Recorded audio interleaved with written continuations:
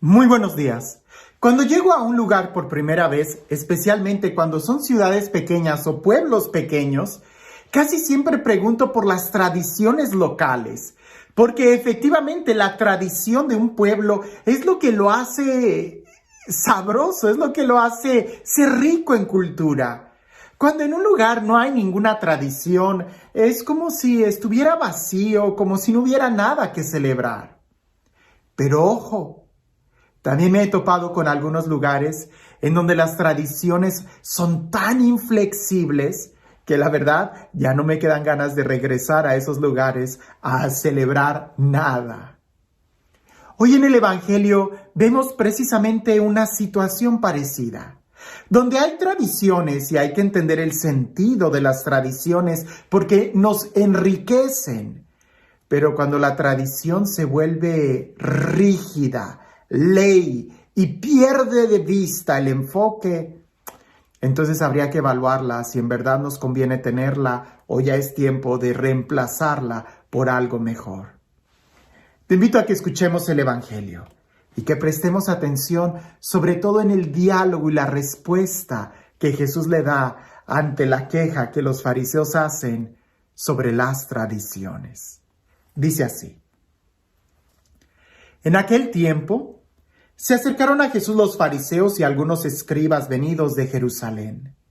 Viendo que algunos de los discípulos de Jesús comían con las manos impuras, es decir, sin habérselas lavado, los fariseos y los escribas le preguntaron: ¿por qué tus discípulos comen con las manos impuras y no siguen la tradición de nuestros mayores? Los fariseos y los judíos en general no comen sin haberse lavado las manos hasta el codo, siguiendo la tradición de sus mayores. Al volver del mercado, no comen sin hacer primero las abluciones y observan muchas otras cosas por tradición, como purificar los vasos, las jarras y las ollas. Jesús les contestó: ¡Qué bien profetizó Isaías sobre ustedes, hipócritas! Cuando escribió: Este pueblo me honra con los labios, pero su corazón está lejos de mí. Es inútil el culto que me rinden, porque enseñan doctrinas que no son preceptos, que no son sino preceptos humanos. Ustedes dejan a un lado el mandamiento de Dios para aferrarse a las tradiciones de los hombres. Después añadió: de veras son ustedes muy hábiles para violar el mandamiento de Dios y conservar su tradición. Porque Moisés dijo: honra a tu padre y a tu madre. El que maldiga a su padre o a su madre morirá. Pero ustedes dicen: si alguno dice a su padre o a su madre, todo aquello con que yo te podría ayudar es corbán, es decir, ofrenda para el templo, ya no pueden hacer nada por su padre o por su madre. Así anulan la palabra de Dios con esa tradición que se han transmitido y hacen muchas cosas semejantes a esta. Fíjate qué interesante, porque si prestamos atención y volvemos a leerlo detalladamente, Jesús no está en contra de las tradiciones. Está en contra de que las tradiciones quiten el lugar que le corresponde a la palabra de Dios. Y por supuesto, veamos un poco sobre las tradiciones. Todos nosotros el día de hoy tenemos muchísimas tradiciones. En aquel entonces había también muchas tradiciones, como lavarse las manos, cepillarse los dientes, utilizar ropa limpia, celebrar los cumpleaños. ¿Te das cuenta? Esas tradiciones son buenas. ¿O qué? ¿Acaso va a haber alguien que se atreva a decir que no es bueno limpiarse las manos? ¿Que no es bueno lavarse con cuidado las manos? Y el día de hoy hasta diríamos: y desinféctala. El problema no son las tradiciones. El problema es cuando, por andar teniendo tradiciones, no somos capaces de observar la ley. Y aquí el problema no eran los discípulos, sino los fariseos, quienes por andar observando a los demás no vivían la ley. ¿Cuál ley? La ley del respeto, la ley del amor, la ley de la caridad, la ley de Dios. Porque bien lo dice, misericordia quiero y no sacrificios.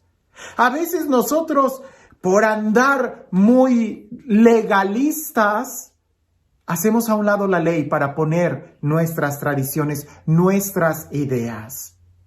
Es importante que nosotros veamos, bueno, ¿cuáles son nuestras tradiciones? ¿Y si nos están acercando a Dios? Porque la idea de la tradición es precisamente cuidar algo. La tradición de lavarse las manos es precisamente cuidar nuestra salud. La tradición que nosotros tenemos de los primeros viernes, de las 3 de la tarde y muchas otras tradiciones en el ámbito de la fe es precisamente que nos conecten a Dios, que mantengamos ese espíritu vivo. Esa es la idea de la tradición. Pero cuando alguien se aferra y se enfrasca tanto que sufre cuando no cumple la tradición, ahí hay un problema. Recuerdo que en una ocasión, en un lugar, me pidieron que expusiera el Santísimo en una iglesia a las 12. Entonces yo iba a ir a exponer el Santísimo a las 12, lo expongo, termino, bajo y se acerca una persona muy molesta diciendo que no pudieron rezar el Ángelus a las 12 porque yo estaba usando el micrófono y el altar en la iglesia. Yo les dije, bueno, pero es que se anunció que la hora santa iba a empezar a las 12. ¿Por qué no rezas el Ángelus a otra hora? Y la persona dice, no, es que es la tradición rezarlo a las 12. Y le digo, pues rézalo ahorita, en alguna parte del mundo han de seguir siendo las 12. Claro, es bueno que tengamos una tradición. Es bueno que podamos tener esas cosas que nos ayuden a despertar, a hacernos conscientes del tiempo, de la hora, de la presencia de Dios. Pero cuando pierden el sentido y lo hacemos rígidamente ley, entonces ya no estamos realmente observando el sentido de lo que estamos haciendo. Como alguien me decía, tenía un conflicto muy fuerte porque su cumpleaños, el cumpleaños de su esposo era un día y tenía que hacer un viaje y no podía celebrar el cumpleaños de su esposo en ese mero día. Y el marido le decía, no hay problema, lo celebramos otro día. Pero esa persona tenía que hacerlo ese día porque siempre lo habían hecho ese día. Y yo le dije, pero si la idea de celebrar el cumpleaños es celebrar la vida, ¿por qué te vas a aferrar solamente a hacerlo en un día? Si por andar haciéndolo en ese día no lo vas a hacer de la mejor forma, cambia de día y celebra la vida, que sea una celebración y no algo que te oprime y que te encadena y que no lo disfrutas y te sientes como obligado a hacerlo. Hace poco fue mi aniversario sacerdotal y hubo una persona que me invitó a comer y estuvimos celebrando todo, sino que ya después se dio cuenta que no era ese día. Yo pasé por hecho, lo estaban festejando un poquito antes de mi aniversario sacerdotal y yo no hice ningún comentario porque yo supuse que a lo mejor el mero día esas personas no podían festejar mi aniversario conmigo en el mero día de mi aniversario. Pero la fecha es lo de menos, lo importante es la celebración. Y ya después muy apenados me dicen, padre, nos equivocamos, nos adelantamos. Y yo les digo, no se adelantaron a nada, ni tampoco se atrasan a nada cuando se trata de celebrar. El amor es más importante que la tradición.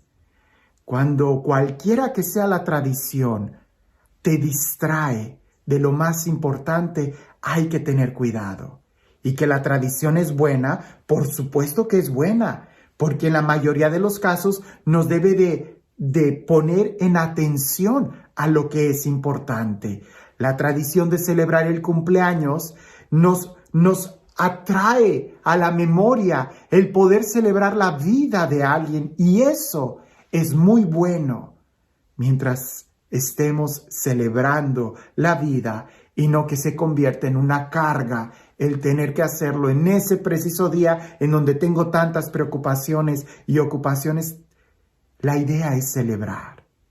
Así que revisemos nuestras tradiciones ¿nos están ayudando a acercarnos más a Dios y disfrutar la vida? ¿O nos están deteniendo a no poder disfrutar la vida? Y este Dios, el Dios del amor, el Dios de la vida, el Dios de la libertad, el Dios que nos habla y que se acerca a nosotros, que sea este Dios quien el día de hoy nos bendiga, en el nombre del Padre, del Hijo y del Espíritu Santo. Cuentan por ahí que llegó un hombre a una casa y estaba muy bien vestido aquel hombre. Y toca la puerta y la señora pobre abre la puerta y se sorprende al ver a aquel hombre tan bien elegantemente vestido. Y el hombre le dice a la señora: ¿tendría algo que ofrecerme de comer? Tengo hambre y no he comido. Y la señora se sorprende y le dice: ay, no, joven, yo no tengo nada, yo soy muy pobre. Y aquel hombre abre los ojos y le dice: oh, no se preocupe, si usted quiere, traigo conmigo una piedra. Si usted me proporciona una olla lo suficientemente grande para llenarla de agua, yo le puedo combinar un caldo de piedra que es muy sabroso. La señora, llena de curiosidad, le dijo: por supuesto, pase. Y aquel hombre toma la olla más grande, la llena de agua y con mucho cuidado saca de su bolsa una piedra. Y la señora le dice: ¿puedo verla? Y él le dice: claro, mire, ¿nunca ha visto usted una piedra para hacer un caldo? Y la señora le dice: no. Y el señor sonríe y le dice: este va a ser el mejor caldo de su vida, se lo aseguro. Y lo pone sobre el agua y se le queda viendo. Y la señora dice: ¿y qué tenemos que hacer? Y el hombre dice: esperar a que empiece a hervir el agua. Y la señora dice: bueno, eso va a tomar unos minutos, ahorita vuelvo. Y se sale. Y le dijo a todo el vecindario que había un hombre en su casa que iba a hacer un caldo de piedra. Así que todas las vecinas estaban ahí esperando el momento en que el agua empezara a hervir. Empieza a hervir el agua, el hombre agarra una cuchara, la mete sobre el agua, la saca, le sopla, le da un sorbo y dice: delicioso, delicioso. Y todas las señoras empezaban a alzar el cuello para tratar de oler a qué olía el caldo de piedra. Y el hombre voltea y dice: lo único que le hace falta es unas patatas para que esté sabroso, unas papas. ¿Alguien tendrá unas papas? Y una señora de la esquina dice: yo tengo en mi casa. Y se va corriendo, regresa, el hombre pica las papas, las mete, vuelve a probar y dice: necesita un toque de carne. ¿Alguien tendrá algunos pedazos de carne para hacer un consomé con carne en el caldo de la piedra? Y una señora dice: yo tengo. Y se va. Regresa, el señor la vuelve a probar, dice: necesita unas verduras, necesita cebolla, necesita ajo, necesita comino, pimienta, algo. Y al final le dice: un poco de sal. Y la señora le ofrece sal, lo menea todo, aquel hombre lo prueba y dice: exquisito. Traigan platos, hay caldo de piedra para todos. Todos trajeron platos. Aquel hombre empezó a repartir el caldo. Aquellos estuvieron probándolo, saboreándolo, riendo, disfrutando. Tenían una fiesta. Aquello era hermoso, delicioso, una experiencia inolvidable.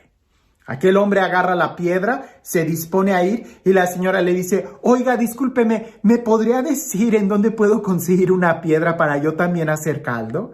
Aquel hombre sonríe y le dice: si usted quiere, le puedo dar la piedra con una condición. Y la señora dice: sí, ¿cuál? Que cuando usted cocine caldo, invite a toda esta gente. Y todos empezaron a aplaudir y dijeron: sí, sí, sí, sí. Y el hombre se las dio y se fue. La tradición es como la piedra. Cuando le damos sentido, lo disfrutamos. Pero si te enfocas solamente en la piedra, en la tradición y la haces ley, te vas a ver lo más insípido que existe en el mundo. Así que el caldo de tu vida, ¿con cuántas tradiciones sabrosas tiene? Porque la tradición es lo que hace rico un pueblo. Pero cuidado, cuando la tradición pasa a tomar el lugar de la ley, pierde todo el sentido. La ley es el amor. Y la ley, el amor, no lo podemos encasillar. Tiene que ser algo espontáneo, como los ingredientes que se van uniendo a ese caldo de piedra. Que tengas un excelente día.